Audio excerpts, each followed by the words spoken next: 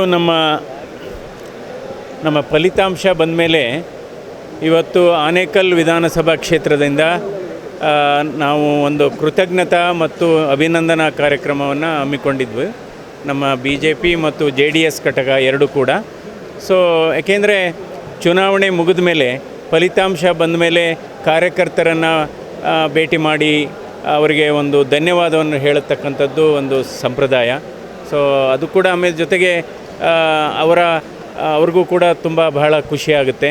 So ಹೀಗಾಗಿ ಈಗಾಗಲೇ 2 ದಿವಸದ ಹಿಂದೆ ನಾವು ಕನಕಪುರ ವಿಧಾನಸಭಾ ಕ್ಷೇತ್ರದಲ್ಲಿ ಒಂದು ಧನ್ಯವಾದ ಹೇಳತಕ್ಕಂಥ ಸಭೆಯನ್ನು ಮಾಡಿದ್ವಿ. ಅಂದರೆ ಹೋಬಳಿ ಮಟ್ಟದಲ್ಲಿ ಮತ್ತು ಪಂಚಾಯಿತಿ ಮಟ್ಟದಲ್ಲಿ.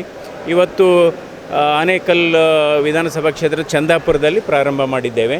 ಸೊ ಈಗ ಅಂದರೆ ಇದು 2 ರೀತಿಯ ಇದರಿಂದ ಉಪಯೋಗ ಆಗುತ್ತೆ. ಒಂದು, ನಮ್ಮ ಕಾರ್ಯಕರ್ತರನ್ನು ಭೇಟಿ ಮಾಡಿ ಅವರಿಗೆ ಒಂದು ಧನ್ಯವಾದವನ್ನು ಹೇಳುವಂಥದ್ದು.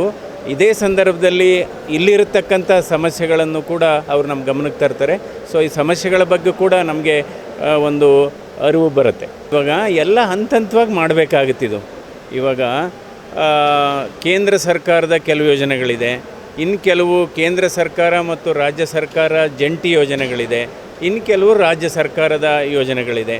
ಸೊ ಅದರಿಂದ ಏನೆಲ್ಲ ಮಾಡಲಿಕ್ಕೆ ಸಾಧ್ಯ. ಈಗ ಆಲ್ರೆಡಿ ಯಾವ್ಯಾವ ಯೋಜನೆಗಳು ಚಾಲ್ತಿನಲ್ಲಿದೆ ಅದನ್ನು ನಾವು ಕಂಪ್ಲೀಟ್ ಮಾಡಬೇಕು. ಬಹಳ ಮುಖ್ಯವಾದದ್ದು ಡೆವಲಪ್ಮೆಂಟ್ ಅಂದ್ರೇನು, ಈಗಿರತಕ್ಕಂಥ ಯೋಜನೆಗಳು ಕಾಮಗಾರಿಗಳು ಅದು ಮುಂದುವರೆದು ಅದು ಪೂರ್ಣಗೊಂಡು ಜನರಿಗೆ ಬಳಕೆ ಆಗಬೇಕು. ಆ ರೀತಿ ಕೆಲಸ ಮಾಡಬೇಕಾಗುತ್ತೆ. ಅಲ್ಲ ಅಂದರೆ ಒಟ್ಟಾಗಿ ಎಲ್ಲ ಕ್ಷೇತ್ರನೂ ನಾವು ಗಣನೆಗೆ ಇಟ್ಕೋಬೇಕಾಗುತ್ತೆ. ಒಂದು, ರೇಷ್ಮೆ ಬೆಳೆಗಾರರಿಗೆ ಅನುಕೂಲ ಆಗಬೇಕಾಗುತ್ತೆ.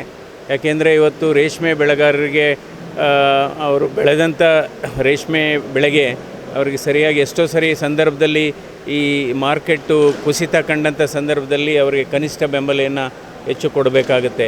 ಅದೊಂದು ಮಾಡಬೇಕಾಗುತ್ತೆ. ಈಗಾಗಲೇ ಮೆಟ್ರೋ ಬಗ್ಗೆ ಈಗಾಗಲೇ ಹೇಳಿದ್ದಾರೆ. ಸಬ್ಬರ್ಬನ್ ಮೆಟ್ರೋ ಆಗ್ಬೋದು ಅಥವಾ ಅದನ್ನು ಸಬ್ಬರ್ಬನ್ ಮೆಟ್ರೋ ವಿಸ್ತರಣೆ ಕಾರ್ಯಕ್ರಮ ಮತ್ತು ರೈಲ್ವೆ ಯೋಜನೆಗೆ ಸಂಬಂಧಪಟ್ಟಿದ್ದು ಕೆಲವು ಸ್ಟೇಷನ್ಗಳು ಉನ್ನತೀಕರಣ ಆಗಬೇಕಾಗುತ್ತೆ, ಆಧುನೀಕರಣ ಆಗಬೇಕಾಗುತ್ತೆ. ಇನ್ನು ಕೆಲವು ರಸ್ತೆಗಳ ಸಮಸ್ಯೆಗಳಿದೆ. ಇನ್ನು ಕೆಲವು ಭಾಗದಲ್ಲಿ ಆ ಕಡೆ ಕನಕಪುರ ಸಾತ್ನೂರು ಆ ಕಡೆ ಹೋದರೆ ಆನೆಗಳ ಹಾವಳಿ ಕೂಡ ಇದೆ.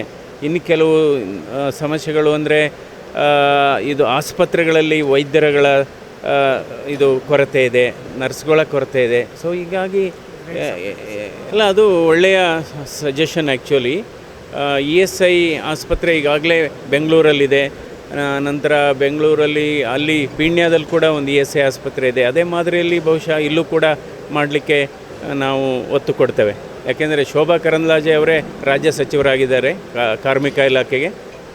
ಸರ್ಟನ್ಲಿ ಅದರ ಬಗ್ಗೆ ಹೆಚ್ಚು ಗಮನ ಹರಿಸ್ತಾರೆ.